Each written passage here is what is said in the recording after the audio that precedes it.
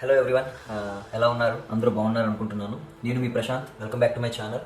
ఇంతవరకు ఎవరైనా వీడియోలు చూసి సబ్స్క్రైబ్ చేసుకోకపోతే ప్లీజ్ సబ్స్క్రైబ్ చేసుకోండి. ఎందుకంటే సబ్స్క్రైబ్ చేసుకుంటేనే నేను కొన్ని వీడియోస్ చేయడానికి కొంచెం నాకు కూడా ఉత్సాహం వస్తుంది కదా. సో మీరు నన్ను సపోర్ట్ చేస్తున్నారని నాకు తెలిసేది మీరు సబ్స్క్రైబ్ చేసుకునే విధానాలు ఓకే. సో ఈరోజు వచ్చేసి ఎందుకు మీ ముందుకు వచ్చానంటే, రీసెంట్గా ట్రెండింగ్ టాపిక్ ఇప్పుడున్న ఇండియన్ మార్కెట్స్కి కానీ అది జిఎస్టీ రీఫార్మ్స్. సో మనకి ఆగస్ట్ 15న నరేంద్ర మోడీజీ వచ్చేసి చెప్పారు, ఇట్లా మంచి గిఫ్ట్ ఇవ్వబోతున్నాం लेकर के आ रहे हैं. ये दिवाली के अंदर आपके लिए तोहफा बन जाएंगे. सामान्य मानवीय की जरूरतों के टैक्स 15 నుంచి भारी मात्रा में कम कर दिए చాలా రూమర్స్ వస్తున్నాయి. జిఎస్టీ తగ్గించేస్తాడు, ఇందులో ఇంత ఉంటుంది, దీనికి ఇంత పర్సెంట్ తగ్గుతుంది. ఇది అసలు రూమర్స్ కానీ చాలా ఎక్కువైనాయండి. లాస్ట్ 20 days నుంచి మేము చూస్తూనే ఉన్నాం మనందరం కూడా. సో డిఫరెంట్ ఆర్టికల్స్ అనమాట. ఇట్లా ఆటోమోటివ్ ఇండస్ట్రీస్లో ఇట్లా ఉండబోతుంది, మ్యానుఫ్యాక్చరింగ్ యూనిట్స్లో ఇట్లా ఉండబోతుంది జిఎస్టీ, ఎఫ్ఎంసీజీ యూనిట్స్లో ఇట్లా ఉండబోతుంది, ఐటీ సెక్టర్లో ఈ విధమైన ప్రభావం ఉంటుంది, జిఎస్టీ తగ్గించడం వల్ల ఇలా అవుతుంది, జిఎస్టీ తగ్గించకపోవడం వల్ల అట్లా అవుతుంది. సో ఇట్లా డిఫరెంట్ కేటగిరీస్ ఆఫ్ ఇండస్ట్రీస్ ఉన్నాయి మన దగ్గర. ఒక్కొక్క ఇండస్ట్రీ ఒక స్పెషాలిటీ, దేనికదే special. But in that manner so at finally మన ఫినాన్స్ మినిస్టర్ నిర్మలా సీతారామన్ గారు ప్రెస్ మీట్ పెట్టారండి లాస్ట్ నైట్ అరౌండ్ 11:15 or 11:30 ఆ టైంలో. సో అందరికీ middle class and lower middle class పీపుల్కి గుడ్ న్యూస్ అని చెప్పొచ్చు మనం. Very good news. ఎందుకనేది నేను ఫర్దర్గా వీడియోలో మీకు ఎక్స్ప్లెయిన్ చేయడానికి ట్రై చేస్తాను. సో నిర్మలా సీతారామన్ గారు స్టార్ట్ చేశారు. ఏ విధంగా స్టార్ట్ చేశారంటే, థ్యాంక్ యూ చెప్పారు. ఇది జిఎస్టీ కౌన్సిల్కి హెడ్గా నియమించబడింది. సో ఆ కౌన్సిల్లో ఉన్న ఈచ్ మెంబర్కి కూడా థ్యాంక్స్ చెప్తూ స్టార్ట్ చేశారనమాట. అప్పుడు ఏం చెప్పాలనుకుంటున్నారు, ప్రజలకు ఏం సందేశం ఇవ్వాలనుకుంటున్నారు అనేది స్టార్ట్ చేశారు. సో స్ట్రైట్ అవే ఒకటే పాయింట్, లోవర్ మిడిల్ క్లాస్ పీపుల్కి చాలా బాగా బెనిఫిట్ వచ్చే విధంగా ఈ జిఎస్టీ 2.0 ఏదైతే ఈ రీఫార్మ్స్ అనేది ఉందో రేషనలైజ్ చేయబడింది అనేది ఆవిడ క్లియర్గా స్పష్టం చేశారు మన ఫినాన్స్ మినిస్టర్ గారు. సో ఇండివిజువల్గా మనం ఒక్కొక్క సెగ్మెంట్ వైజ్ వెళ్దాము, ఏ విధంగా ఎక్కడెక్కడ ఎంత పర్సెంటేజ్ తగ్గింది, ఎక్కడెక్కడ ఏ విధంగా ఉండబోతుంది అనేది మనకి ఒక అవుట్లుక్లో మీకు చెప్పడానికి ట్రై చేస్తాను. ఇంతవరకు సబ్స్క్రైబ్ చేసుకోకపోతే ప్లీజ్ సబ్స్క్రైబ్ చేసుకోండి. వీడియో డెఫినెట్గా మీ దగ్గర నుంచి మీ ఫ్రెండ్స్కి కూడా రీచ్ అవ్వాలని నేను అనుకుంటున్నాను. ఈ స్పెషల్ వీడియో వచ్చేసి తెలుసుకోవాల్సిన విషయం కాబట్టి నేను చెప్పడానికి ట్రై చేస్తున్నాను. Please subscribe and support. నార్మల్గా జిఎస్టీలో టోటల్ 5 ఏవైతే ఉండేవో 5 స్లాబ్స్ ఉండేవి. మనం స్లాబ్స్ ప్రకారం చెప్పుకున్నట్లయితే 5 స్లాబ్స్ అనేవి ఉండేవి. 5% ఉండేది, 12% ఉండేది, 18% ఉండేది, 28% ఉండేది, అలానే 40%. సో టోటల్ ఈ 5 స్లాబ్స్ అనేవి ఉండేవి మనకి. ఇందులో ఒక్కొక్క ఇండస్ట్రీ వైజ్, ఒక్కొక్క ప్రొడక్ట్ వైజ్, ఒక్కొక్క యూసేజ్ వైజ్ సో 5%, 18%, 28% ఇట్లా మనకి జిఎస్టీ అనేది నిర్ణయించబడింది అన్న ఎర్లియర్ రిఫార్మ్స్లో. సో దాన్ని ఏం చేశారంటే, ఇప్పుడు నార్మల్ కామన్ మ్యాన్ కోసం బాగా ఆలోచించి ఈ రిఫార్మ్స్ అనేది తెచ్చారనేది బీజేపీ యొక్క మెయిన్ ఉద్దేశం. మన నరేంద్ర మోడీ గారి యొక్క మెయిన్ ఇది ఇట్లా డిసిషన్ తీసుకోవడానికి రీజన్, కామన్ మ్యాన్కి నేను ఎలక్షన్స్లో చెప్పినట్టు నేను కామన్ మ్యాన్కి ఎప్పుడు కూడా అండగా ఉంటాను అనే ఒక కాన్సెప్ట్లో జిఎస్టీ రిఫార్మ్స్ అనేది తీసుకొచ్చారు మనకి. సో ఇందులో ఫస్ట్ వచ్చేసరికి డైలీ యూసేజ్ ఐటమ్స్. మీరు చూసుకున్నట్లయితే డైలీ యూసేజ్ ఐటమ్స్ ఏమేమి వస్తాయండి? నార్మల్గా హెయిర్ ఆయిల్, సోప్స్, బ్రష్ ఇవన్నీ వస్తూ ఉంటాయి కదండి. ఇందులో మనకి 18% జిఎస్టీ ఉండేది. సో దాన్ని 5%కి మాత్రమే కుదించారు. ఓకే, 5%కి కుదించడం జరిగింది. అట్లానే డైరీ ఐటమ్స్ ఉండేవి మనకి, మిల్క్ అని, కర్డ్, చీజ్, బటర్ ఇట్లాంటివన్నీ కూడా 12% జిఎస్టీ స్లాబ్లో ఉండేవి మనకి. అవి కూడా 5% అనేది తీసుకొచ్చారు. ఓకే, బటర్ ఇట్లాంటివి. అట్లానే ప్రీ ప్యాక్డ్ ఐటమ్స్ ఉంటాయి కదా, already packaged goods or packaged items అంటారు కదా, నామ్కిన్స్ అని, మిక్చర్ ప్యాకెట్స్ అని, ప్యాకేజ్డ్ ఐటమ్స్ ఏదైతే ఉంటాయో వాటన్నిటి మీద కూడా 12% నుంచి 5%కి మనకి అందుబాటులోకి తీసుకొచ్చారు అనమాట. అట్లానే మెయిన్ ఎస్పెషల్లీ ఇప్పుడు చాలా మంది యువత వాళ్ళ బేబీ డైపర్స్ కొనడానికి ప్యాంపర్స్ అని చెప్పి, డైపర్స్ అని చెప్పి, ఫీడింగ్ బాటిల్ అని చెప్పి వీటన్నిటికీ కూడా 12% జిఎస్టీ ఉండేది. ఆ 12% జిఎస్టీని కూడా 5% చేశారు.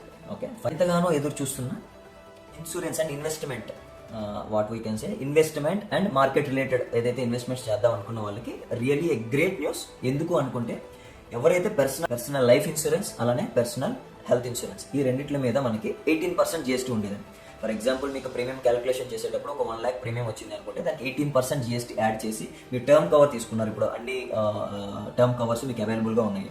టర్మ్ లైఫ్ ఇన్సూరెన్స్ మీకు ఎక్కడ చూసినా మీకు పైసా బజార్ కానీ ఎక్కడ చూసినా కానీ మీకు దొరుకుతున్నాయి. అందులో మీకు ఒక ప్రీమియం, బేసిక్ ప్రీమియం ఉంటుంది, ప్లస్ జిఎస్టీ 18% అని యాడ్ చేసి మనకి చాలా ఎక్కువగా 18% అంటే చాలా ఎక్కువ పడుతుంది. ఫర్ ఎగ్జాంపుల్ 1 lakh తీసుకున్నట్లయితే 1,18,000 అనేది మనకి పడేది ఇంతకు ముందు life insurance or health insurance ప్రీమియంలో. సో అది కంప్లీట్గా నీల్ చేసేసారండి, కంప్లీట్గా నీల్ చేసేసారు.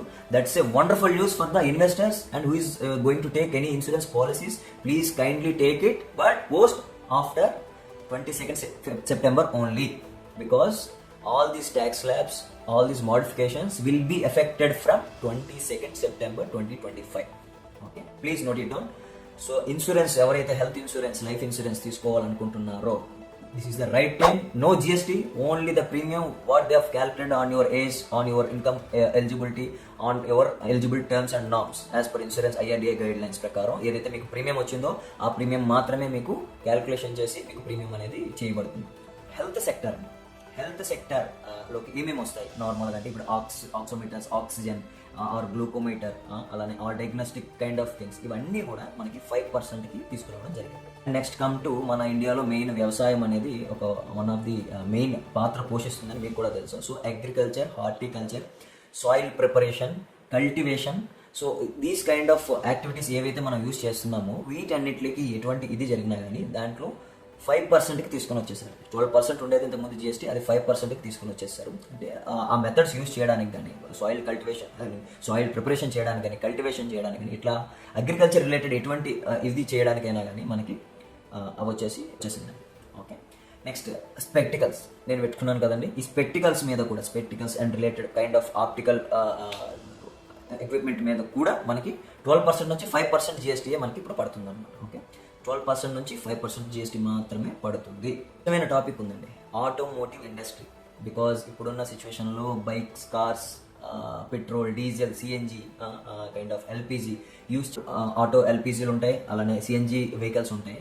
సో ఇవన్నీ కూడా మనకి ముందు 28% జిఎస్టీ క్యాలిక్యులేట్ చేసేవారు, ఇప్పుడు మాత్రం 18% జిఎస్టీ మాత్రమే వర్తిస్తుంది ఈ ఆల్ వెహికల్స్కి. మోటార్ సైకిల్స్కి వచ్చేసినట్లయితే 350cc, ఏదైతే 350cc బిలో మోటార్ సైకిల్స్ ఉన్నాయో వాటన్నిటికీ కూడా 18% మాత్రమే జిఎస్టీ అనేది అప్లికబుల్ అవుతుంది. అట్లానే డీజిల్ అండ్ హైబ్రిడ్ వెహికల్స్ కానీ ఏవైనా కానివ్వండి, 4 wheelers, 3 wheelers, autos, buses, ambulances, వీటన్నిటికీ కూడా 18% మాత్రమే మనకి. ఇప్పుడు టెక్స్టైల్ ఇండస్ట్రీ ఉంది కదా, టెక్స్టైల్స్కి కూడా వన్ ఆఫ్ ది మన ఇండియాలో ఎస్పెషల్లీ ఫైబర్, మ్యాన్ మేడ్ ఏదైతే అయాన్ అంటారు, మ్యాడ్ మేడ్ ఫైబర్ అంటారు, ఇట్లా చేసేదానికి మాత్రం 5%కి స్లాబ్ అనేది తగ్గించేశారు. అండ్ ఆఫ్ టెక్స్టైల్ రిలేటెడ్ ఏదైతే మనకి ప్రొడక్ట్స్ ఉన్నాయో అన్నింటి మీద కూడా మనకి చాలా వరకు భారం అనేది తగ్గుతుంది.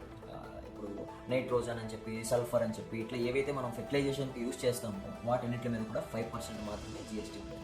మార్బుల్స్, టైల్స్, అట్లానే హ్యాండీక్రాఫ్ట్స్ కైండ్ ఆఫ్ రిలేటెడ్ అన్నిటికీ 5% మాత్రమే స్లాబ్ అనేది ఫిక్స్ చేశారు. ఇంపార్టెంట్ థింగ్ అండి, డ్రగ్స్, మెడిసిన్స్. మనం డైలీ ఇప్పుడు ఆఫ్టర్ కరోనా తర్వాత ప్రతి ఒక్కరు కూడా మెడిసిన్కి అలవాటు అయిపోవాల్సి వస్తుంది.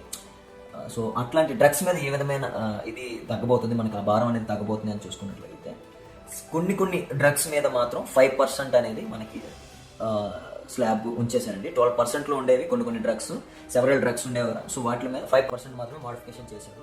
అట్లానే కొన్ని క్యాన్సర్ రిలేటెడ్ ఎటువంటి ఇష్యూస్లో యూజ్ చేసే డ్రగ్ ఏదైతే ఉందో అట్లాంటివి 33 అంటే లైఫ్ సేవింగ్ డ్రగ్స్ ఏవైతే ఉంటాయో వాటికి 0% జిఎస్టీ చేశారు. One of the good sign అండి.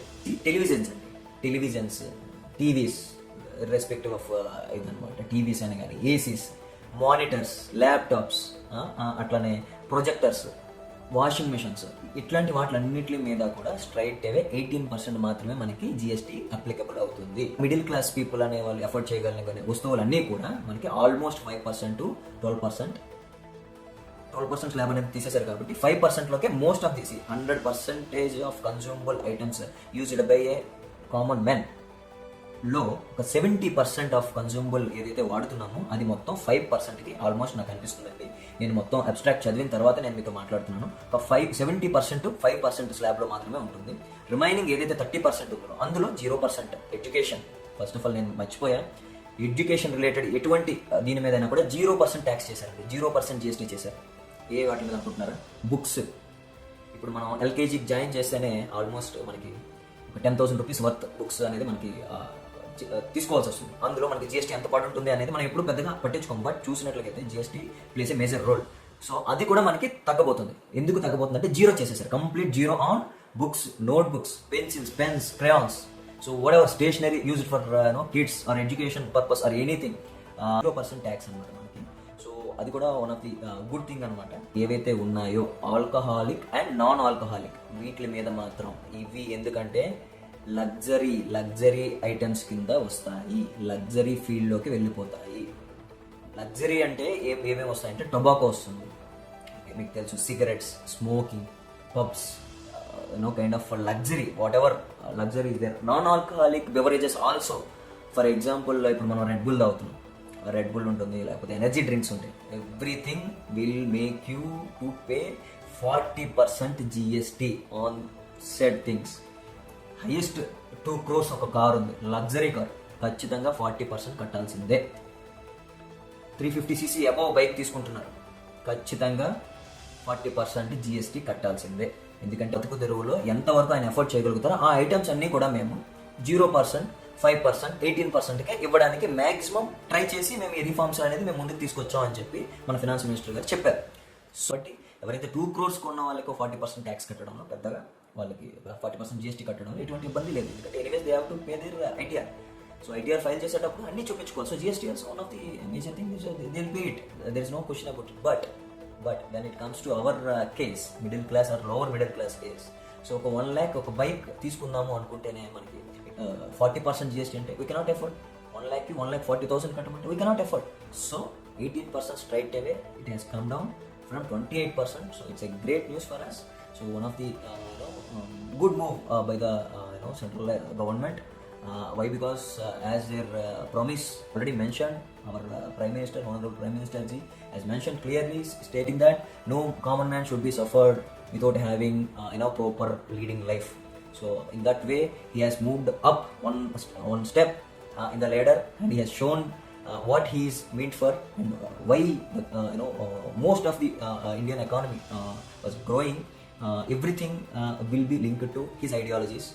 So one of the right move, what we can say, because common man, or what I've already mentioned, lower middle class people are more beneficial with these reforms, GST 2.0 recent rationalization, and it is commencing from 22nd September 2025.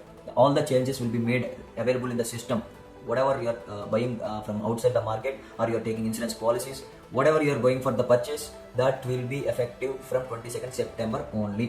Okay, September 3rd మీరు చూసుకున్నట్లయితే market ఎట్లా అంటే almost ఈ speculations అన్నీ ఉన్నాయి. GST anyways they are going to already some moments was happened, they have already had a clear cut idea on how they will go about government, how they will go about this slabs and all. So they might know. So most of the investors have shown their interest. So positively, Nifty 50 it has closed around 24,000 odd, with adding some 130 points up at the end of the day.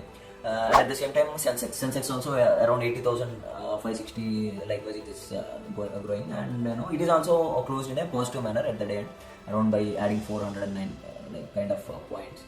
So definitely మనం చెప్పుకోవాల్సిన విషయం ఏమిటంటే మార్కెట్లో ఏ విధమైన ఒక impact ఉండబోతుంది రానున్న రోజులు, అట్లీస్ట్ ఫర్ సమ్ డేస్ అనుకుంటే మనకు మెయిన్గా FMCG, ఫుడ్ మ్యానుఫ్యాక్చరింగ్ ఏవైతే ఉన్నాయో, ఫుడ్ FMCG ప్రోడక్ట్స్కి, అలానే ఆటోమొబైల్ ఇండస్ట్రీకి, అట్లానే IT సెక్టార్కి, ఓకే, సాఫ్ట్వేర్లో కూడా IT సెక్టార్కి, and at the same time investment and market related ఏవైతే ఉన్నాయో ఈ 4 సెక్టార్స్కి మాత్రం మంచి ప్రాధాన్యం ఉండబోతుంది రానున్న రోజుల్లో. Because they have reduced their GSTs, so their production increases, their manufacturing units will be increased, so that the purchase price by the common man will be reduced because of lesser surcharges, lesser GSTs, lesser service taxes. These are all good signs for the growing India.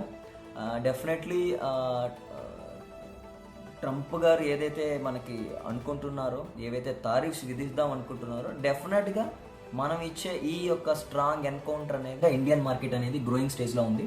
So everybody has to know what is India's economy, and how the stock markets are going on, and what is budget is about అనేది ప్రతి ఒక్కరు తెలుసుకోవాలని నేను అనుకుంటున్నాను. నాకు తెలిసినంత వరకు నేను మీకు ఇన్ఫర్మేషన్ షేర్ చేయడానికి ట్రై చేస్తాను. ఏమైనా తప్పులు ఉంటే please correct me. So definitely మీరు హెల్ప్ చేస్తారనుకుంటున్నాను. వాట్ ఎవర్ నాకు తెలిసిన ఇన్ఫర్మేషన్ మీకు షేర్ చేద్దామని చెప్పి ఈ వీడియో తీశాను. సో ఏమైనా మిస్టేక్స్ ఉన్నా కూడా కామెంట్స్లో మెన్షన్ చేయండి. డెఫినెట్గా people will understand. The total abstract will be released a few hours later, because ఇప్పుడే మనకి ప్రెస్ కాన్ఫరెన్స్ లో చెప్పారు కాబట్టి ఫైనాన్స్ మినిస్టర్ గారు అన్ని కూడా మనకి అబ్స్ట్రాక్ట్ లో వచ్చేస్తాయి.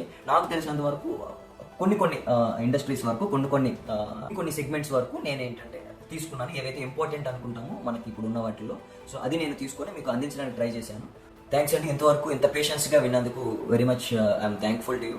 సో ప్లీజ్ అట్లానే సబ్స్క్రైబ్ చేయండి, చూసి వదిలేసేయకండి. మీరు సబ్స్క్రైబ్ చేస్తే మీ దగ్గర నుంచి ఇంకొంతమంది యూజర్స్కి వెళ్ళే ఛాన్సెస్ అనేవి ఎక్కువ ఉంటాయి. సో మీ ద్వారా కొంతవరకైనా ఇన్ఫర్మేషన్ అనేది గ్యాదర్ చేస్తారు ఈ వీడియో వల్ల అని చెప్పేసి నేను అనుకుంటున్నాను. Okay, thank you very much అండి. Thank you for supporting.